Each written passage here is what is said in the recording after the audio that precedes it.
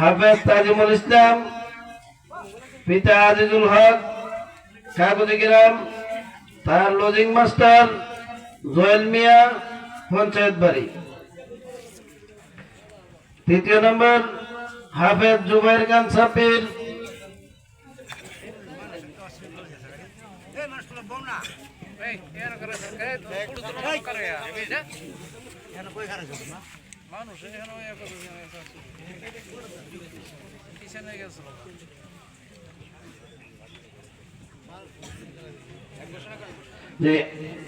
হাফেজ জুবাইর খান সাব্বির, পিতা কামরুজ্জামান খান, বানাউলপাড়া।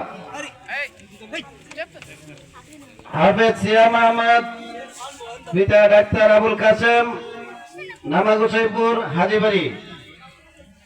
হাফেজ জামিলুর রহমান, পিতা মরহুম মুখলেসুর রহমান, নামাগুসাইপুর, মোল্লাবাড়ি। হাফেজ মুবাসসির আহমদ সিয়াম, পিতা মিয়া হোসেন, হোসেনপুর। হাফেজ ফুরকান আহমদ, পিতা কারি মনসুর আলী, কাগজি গ্রাম।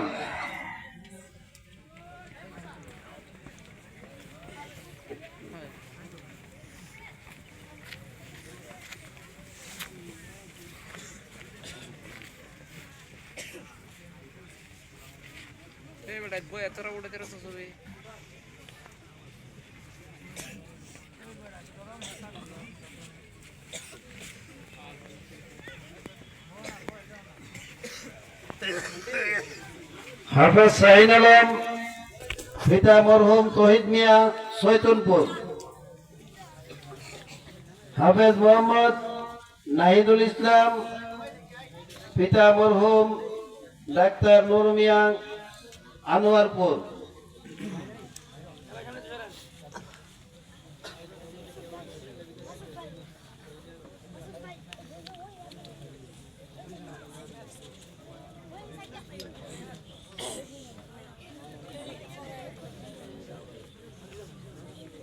হাফেজ মোহাম্মদ রামিম হাসান, পিতা খসরু মিয়া, সৈতনপুর।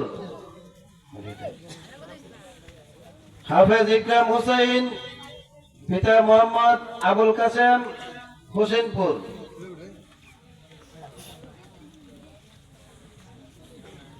হাফেজ মোহাম্মদ তানভীর আহমদ, পিতা মোহাম্মদ জালাল মিয়া, টানগুসাইপুর। হাফেজ মোহাম্মদ আহমদুল্লাহ সাইম, পিতা মাস্টার সাইফুল্লাহ সাহেব, নান্দাইল। তার লজিং মাস্টার ইসরাফিল মিয়া, আনোয়ারপুর।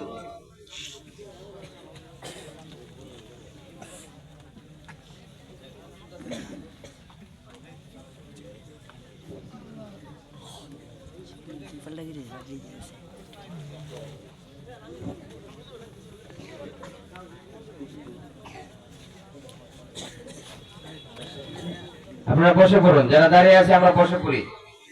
এই হাফেজ কোরআনরা কোরআন শরীফের খতম করেছেন, এক খতম করে নাই। একটা আয়াতকে যে কতবার পড়ে, তো সেই হিসাবে একটা আয়াতকে যদি 70 বার পড়ে থাকে তাহলে 70 খতম। কোরআন খতমের পরে দোয়া কবুল হয়, আর এই দোয়া দূর থেকে পাওয়া যাবে না। এই জন্য আমরা এই ফজিলত লাভ করার জন্য যারা বাহিরে আছে অতি সত্বর প্যান্ডেলের নিচে চলে আসি। আমাদের সামনে এখন